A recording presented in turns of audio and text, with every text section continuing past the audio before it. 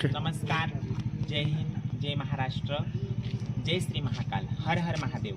मी शुभांगी शिंदे, मी राहणार प्रॉपर सिन्नरची। मी सिन्नरचे प्रॉपर राहणार आहे। तर बघा, मागच्या काही वर्षापासून 1 वर्षापासून जी सलमा गुरु आहे उर्फ सलमा गुरु, ह्या ज्या किन्नर आहे मोमेडियन, ती स्वतःला आम्ही धर्माची गुरु आहे असं म्हणते असेल, पण आम्हाला काही त्याच्याशी हे नाही आहे। पण मला धर्मांतरण करण्यासाठी प्रवृत्त करत्या, मला माझ्या देवदेव करायला अडथळा आणतात। हे त्यांना मी विरोध केला, त्याच्यामुळं त्या लोकांनी मला माझ्यावरती खोटे गुन्हे दाखल केले, आक्षेप माझ्यावरती त्यांनी घेतला, माझा फोटो घेतला, त्याला त्यांनी काही काळीमा फासली, त्याला चप्पल मारली, माझ्या गावात येऊन माझ्या इज्जतीचा म्हणजे माझ्या जो आबरू होती, माझी जी समाजामध्ये इज्जत होती, त्याला त्यांनी मानहानी पोचवलेली आहे। आणि त्यांच्यासोबत जे माझे 2 शिष्य होते, शिल्पा आणि स्वाती, त्यांना त्यांच्याकडून करून घेतलं आणि खोटं नाटक त्यांच्याकडून काही बोलायला सांगितलं। आणि त्याच्यानंतर जी त्याला गळे छाती लावतीये, ती जी किन्नर आहे ती ओरिजिनल किन्नर नाही, ती सारिका म्हणते। तो सुनील आहे आणि तो 2 पोरांचा बाप आहे, त्याला 2 मुलं आहेत, त्याची बायको संगमनेरची आहे।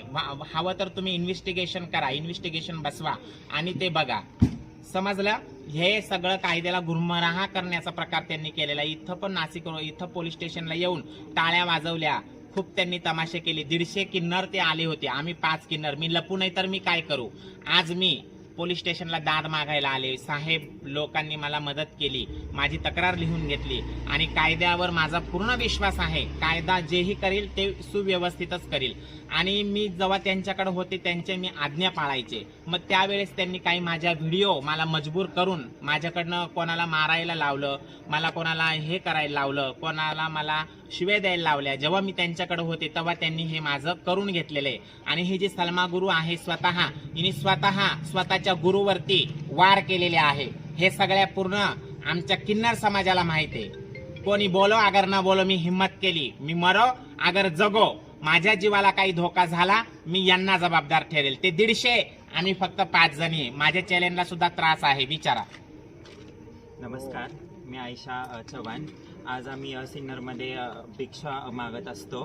तर यावेळी त्यांनी नाशिकचे किन्नर येऊन ते आम्हाला बोलतात की तुम्ही इथे मागायचं नाही आहे, आणि तुम्हाला जर इथे मागायचंच असेल तर तुम्हाला आमच्या हुकुमाखाली राहावं लागेल, आणि ते काही आम्हाला मान्य नाही आहे। आम्ही या स्वतंत्र भारतामध्ये राहतो, तर आम्हाला आमच्या मर्जीने जगायचं आहे, आणि ते त्यांच्यापासून आम्हाला आमच्या जीवास हानिकारक आहे, ते आम्हाला धोकादायक आहेत।